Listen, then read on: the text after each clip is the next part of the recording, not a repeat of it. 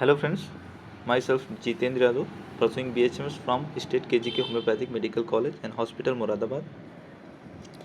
Today I am going to teach you the subject Organon of Medicine. आज का topic है cause occasionalis, जो कि एफोरिज्म नंबर 7 में दिया है। कॉज ओकेजनलिस यूनिवर्सिटी एग्ज़ाम्स के पॉइंट ऑफ व्यू से काफ़ी इंपॉर्टेंट है और अक्सर यूनिवर्सिटी एग्ज़ाम्स में शॉर्ट नोट्स में क्वेश्चन पूछा जाता है एवरी ईयर, तो ये हमारे लिए काफ़ी इम्पोर्टेंट है। हम मेनली पढ़ेंगे यूनिवर्सिटी एग्ज़ाम्स के पर्पज़ से। तो हम स्टार्ट करते हैं। क्या होता है कॉज ओकेजनलिस, पहले हम इसको समझेंगे, क्योंकि एक बार हम समझ गए इसको कि इसका मीनिंग क्या होता है तो हमें लिखने में कोई परेशानी नहीं होगी। ठीक है, तो पहले हम इसको समझते हैं, फिर मैं आपको बताऊंगा इसमें क्या हम अगर एग्ज़ाम में आ गया तो क्या लिखेंगे, क्या स्किप कर सकते हैं। ठीक है, तो चलो हम स्टार्ट करते हैं।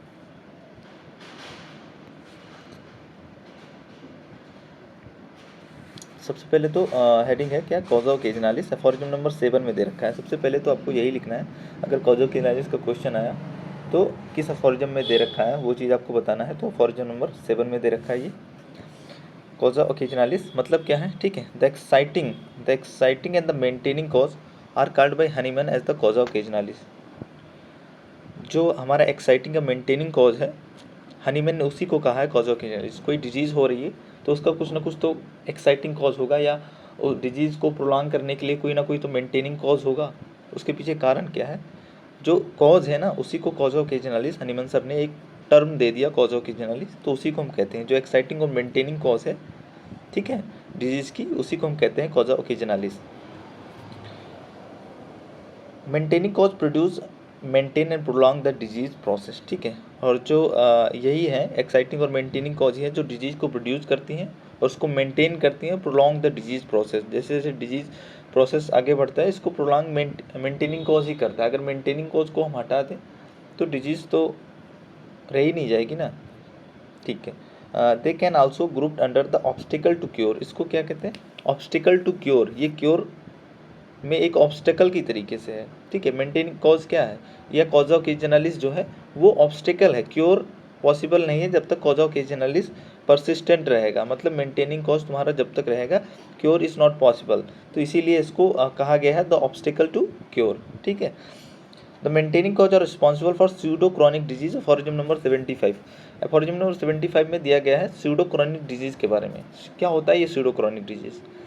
स्यूडो क्रॉनिक डिजीज का मतलब आप समझ सकते हैं जैसे दोज डिजीज कंडीशन, ठीक है, which bring upon themselves by some avoidable noxious influences. ठीक है, मतलब कुछ ऐसी चीज़ें, कुछ ऐसी एडिक्शन या आदतें आपकी हैं जो आपके हेल्थ को स्लाइटली अल्टर कर सकते हैं, और अगर आप उन चीज़ों को छोड़ेंगे नहीं तो आपकी वो हेल्थ ऐसे ही रहेगी, अल्टर्ड ही रहेगी। ठीक है, जैसे एग्जांपल हम ले सकते हैं, जैसे कुछ लोग होते हैं जो बहुत ज़्यादा लिकर कंज्यूम करते हैं। ठीक है, तो उसकी वजह से अगर प्लान बहुत लंबे समय से ले रहे हैं, ठीक है, तो उनको कुछ दिक्कतें आ सकती हैं।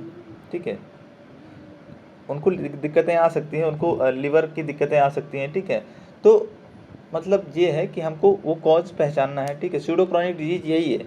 अगर हम ये हटा दें, लिकर कंज्यूम, सबसे पहले पेशेंट आएगा तो हम उसको कॉज ढूंढेंगे। ठीक है, हम उसके सिम्टम्स दे करके या सिमिलम मैच करके तुरंत हम मेडिसिन नहीं देने लग जाएंगे। पहले हम तो कॉज पता करना पड़ेगा ना, what is the cause behind the disease. ठीक है, अगर डिजीज़ परसिस्ट कर रही है उसके में इतने लॉन्ग टाइम तक, तो वो क्यों परसिस्ट कर रही है, कॉज क्या है, मेंटेनिंग कॉज क्या है उसका। ठीक है, तो अगर हमें कॉज मिल जाता है कि ये बहुत ज़्यादा लिकर कंज्यूम करता है, तो फिर हमें तो कॉज मिल गया, तो हम सबसे पहले उसका ट्रीटमेंट यही होगा कि first you have to stop consuming the liquor. ठीक है, आप अल्कोहल को कंज्यूम मत कीजिए, इमिडिएटली आप इसको स्टॉप कीजिए। अगर आपने अल्कोहल कंज्यूम करना स्टॉप कर दिया तो फिर आपकी जो डिजीज़ है वो डिसअपियर हो जाएगी स्पॉन्टेनियसली। ठीक है, आपको कुछ ज़्यादा मेडिसिन की ज़रूरत नहीं पड़ेगी। ठीक है, तो ये होता है pseudo chronic disease. In order to achieve the cure, ठीक है, फिर आगे पढ़ते हैं। In order to achieve the cure this cause has to be remove from the patient in his life. अगर हम वो पेशेंट को क्योर करना है, ठीक है, तो हमें पहले ये रिमूव करना पड़ेगा, ये जो मेंटेनिंग कॉज है ना उसको रिमूव करना पड़ेगा पेशेंट की लाइफ से। ठीक है, एग्जाम्पल हम लेते हैं, एग्जाम्पल क्या है, इफ़ अ सिगार और tobacco smoker is suffering from the persistent cough it can be termed as smoker cough. ठीक है, अगर कोई टोबैको या सिगार स्मोकर है और उसको कफ की समस्या हो रही है और परसिस्टेंट है, हमेशा मतलब काफ़ी दिनों से उसकी ये समस्या है, it can be termed as smoker cough, इसको स्मोकर्स कफ भी कहते हैं। तो इसकी ट्रीटमेंट क्या होगी, the treatment for this will be to stop the smoking immediately, और इसका ट्रीटमेंट ये होगा कि तुमको स्मोकिंग स्टॉप करना पड़ेगा इमीडिएटली। तो इस केस में क्या है, स्मोकिंग ही मेंटेनिंग कॉज है। अगर आप स्मोकिंग छोड़ देंगे ना तो आपकी जो डिजीज़ है वो डिसअपियर हो जाएगी, लेकिन आपने स्मोकिंग कंटिन्यू रखा है, ठीक है, तो मेंटेनिंग कॉज है वो परसिस्टेंट है। तो मेंटेनिंग कॉज जब तक रहेगा तब तक आपकी जो डिजीज़ रहेगी वो भी परसिस्टेंट रहेगी। First we have to remove the cause behind it, ठीक है, वो कॉज जिसकी वजह से डिजीज जा नहीं रही है, ठीक है, वो कॉज को ढूंढना है, पहले हमें उसको हटाना है। वही आगे लिखा है, smoking in this case is the maintaining cause, unless he stop smoking we can not assure his improvement. ठीक है, जब तक वो स्मोकिंग बंद नहीं करेगा हम उसकी इम्प्रूवमेंट की अश्योरिटी हम नहीं दे सकते। ठीक है, हम उसको दवाई दे सकते हैं, उसको थोड़ा रिलीफ हो जाएगा, but cure is not possible without removing the cause behind it, without removing the maintaining cause. ठीक है, दूसरा एग्जाम्पल क्या दिख रहा है, malnutrition, insufficient supply of food and improper nutrition can be corrected by balance diet and the nutrient. जो malnutrition है या इनसफिशियंट सप्लाई ऑफ फूड, हम प्रॉपर फूड इनटेक नहीं कर रहे हैं, मतलब जो हमें न्यूट्रिएंट्स चाहिए हमारी बॉडी को, ठीक है, हेल्थ को मेंटेन रखने के लिए, तो वो हमें अगर नहीं मिल पा रहे हैं या इनटेक नहीं हो पा रहा है या एब्जॉर्प्शन नहीं हो पा रहा है ठीक से, तो वो उसको हम कैसे करेक्ट कर सकते हैं। ठीक है, कॉज क्या है इसके पीछे, हमें पहले इसके कॉज के पास जानना है कि ये माल न्यूट्रिशन का केस है, इसको वीकनेस है, इसको वर्टाइगो है, तो क्यों है। ये सही से खाता पीता नहीं है, ये खाता पीता है बट वो कंज्यूम करता है जिसमें न्यूट्रिएंट्स ही नहीं है, या वो अफोर्ड नहीं कर पा रहा है, मतलब दिक्कत क्या है, हमको कॉज जानना है। एक बार हमको कॉज मिल गया, वो फूड अफोर्ड नहीं कर सकता जिसमें न्यूट्रिएंट्स होते हैं, तो हमें कॉज मिल गया, तो सबसे पहले हमको ये एडवाइस करना है कि आप ये बैलेंस डाइट लीजिए, न्यूट्रिएंट्स लीजिए और आप ठीक हो जाएंगे। तो कॉज हमको पता चल गया, हमने कॉज को रिमूव कर दिया, ठीक है, तो डिजीज़ ऑटोमेटिक रिमूव हो जाएगी। थर्ड पॉइंट क्या लिख रखा है, pseudochronic disease disappear themselves by the removal of maintaining cause only. वही बात कह रहा है, ठीक है, अगर हमने मेंटेनिंग कॉज को हटा दिया, ठीक है, केवल मेंटेनिंग कॉज को हटा दिया, तो डिजीज जो स्यूडोक्रानिक डिजीज है वो डिसअपियर हो जाएगी, देमसेल्व्स खुद ब खुद वो डिसअपियर हो जाएगी, हट जाएगी, रिमूव हो जाएगी। ठीक है, फोर्थ पॉइंट कह रहा है, deprivation of exercise and open air. ठीक है, अगर आप कॉन्स्टेंटली ऐसे ओपन एयर में नहीं जा रहे हैं, बंद कमरे में रह रहे हैं, एक्सरसाइज वगैरह नहीं कर रहे हैं, बस पड़े रहते हैं, खा रहे हैं, ठीक है, तो आपको कुछ ना कुछ स्लाइट अल्ट्रेशन देखने को मिलेंगी, आपके हेल्थ में कुछ ना कुछ थोड़ी बहुत दिक्कतें आएंगी। बट ये जो दिक्कत है वो मतलब आपकी डिजीज़ नहीं है, मेन डिजीज़ नहीं, इट अ स्यूडोक्रोनिक डिजीज़। ठीक है, क्यों है स्यूडोक्रोनिक डिजीज़, क्योंकि आप खुले वातावरण में जा ही नहीं रहे, शुद्ध ऑक्सीजन आपको मिल नहीं पा रही है, इस वजह से आपको स्लाइट अल्ट्रेशन है, हेल्थ में कुछ दिक्कतें आई हैं। लेकिन अगर आप इसको फुलफिल कर दो, ठीक है, अगर आप एक्सरसाइज करने लग जाओ, अगर आप खुली हवा में टहलने लग जाओ सुबह सुबह, ठीक है, तो क्या होगा, वो आपकी डिजीज़ जो है वो डिसअपियर हो जाएगी स्पॉन्टेनियसली, आपको पता भी नहीं चलेगा कि ऐसी कोई बीमारी थी हमें। ठीक है, आपको दवाई लेने की ज़रूरत नहीं है। फिफ्थ पॉइंट क्या कह रहा है, over exertion of body and living in constant mental and physical strain. ठीक है, वही कह रहा है, अगर आप constantly mental and physical strain में रह रहे हो, पूरा ओवर एग्जर्शन है बॉडी का, ठीक है, कांस्टेंट वरी के स्टेट में रहते हो, हमेशा सोचते रहते हो, हमेशा परेशान रहते हो, तो एक लंबे समय के बाद आपको ये थोड़ा सा ऐसे दिक्कत महसूस हो सकती है, आपकी हेल्थ थोड़ी सी ख़राब हो सकती है। ठीक है, बट हमें करना क्या, हमें तुरंत मेडिसिन पे नहीं जाना, हमें पता करना है कि क्या कारण है। चलो आप खुद नहीं पता कर पा रहे हैं तो आप डॉक्टर के पास जाएंगे एज ए पेशेंट, तो डॉक्टर एज ए होम्योपैथ तो हम यही सलाह देंगे, हमें पहले कॉज को ढूंढना है, कॉज अगर मिल जाए तो हम पहले कॉज को हटाना है और डिजीज़ खुद ब खुद वो रिमूव हो जाएगी। ठीक है, आगे देखते हैं, ये लिखा है थेराप्यूटिक इम्पोर्टेंस। थेराप्यूटिक इम्पोर्टेंस क्या लिखा है, इसका क्या मतलब होता है, in indisposition removal of exciting cause alone is sufficient to restore health state. Indisposition का क्या मतलब होता है, इनडिस्पोजिशन का मतलब होता है स्लाइट अल्ट्रेशन इन हेल्थ। ठीक है, कुछ थोड़ी बहुत दिक्कत आ गई, हेल्थ में थोड़ा बहुत चेंज आ गया, हमें उसे मेडिसिनल ट्रीटमेंट की बहुत ज़्यादा ज़रूरत नहीं है।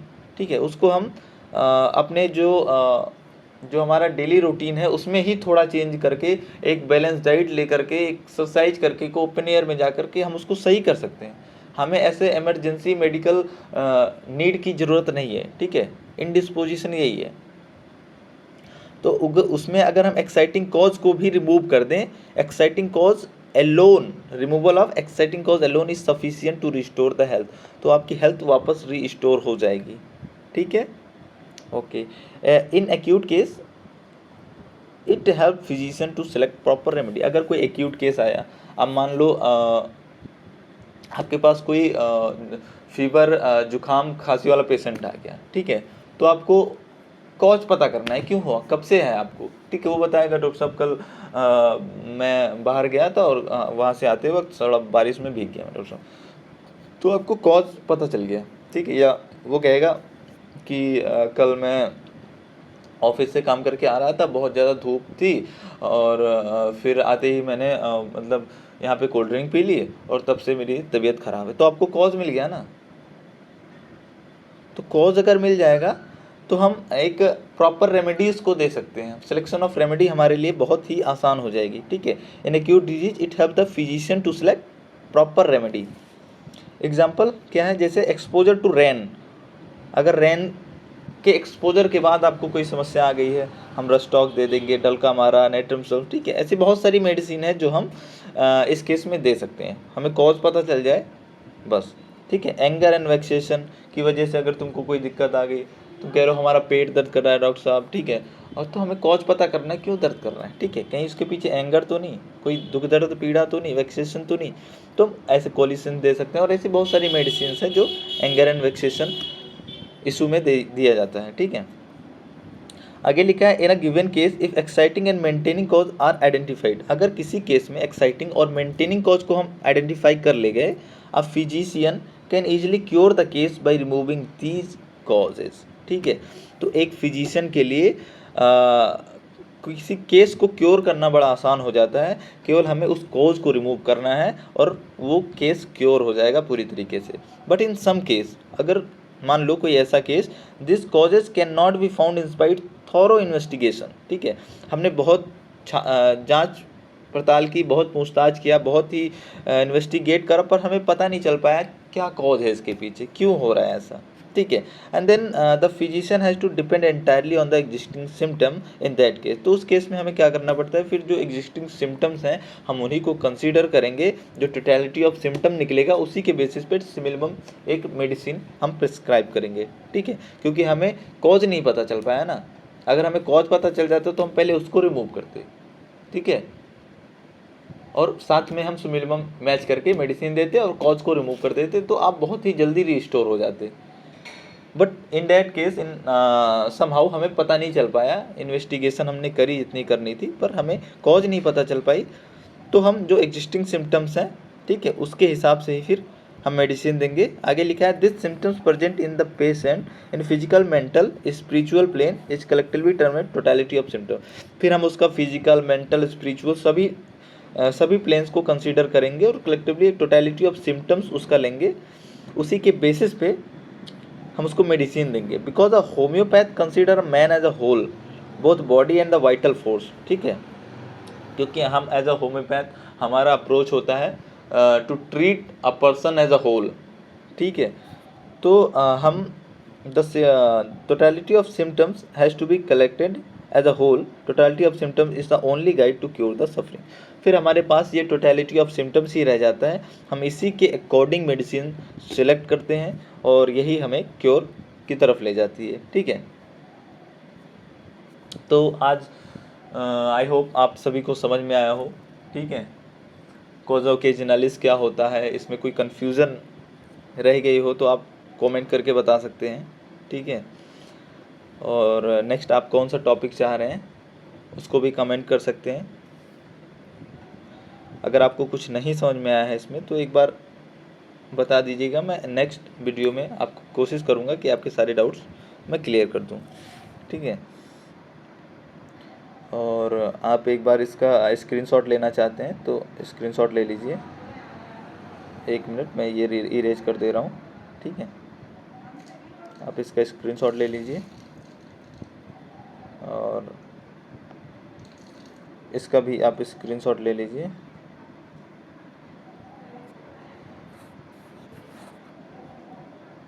ठीक है,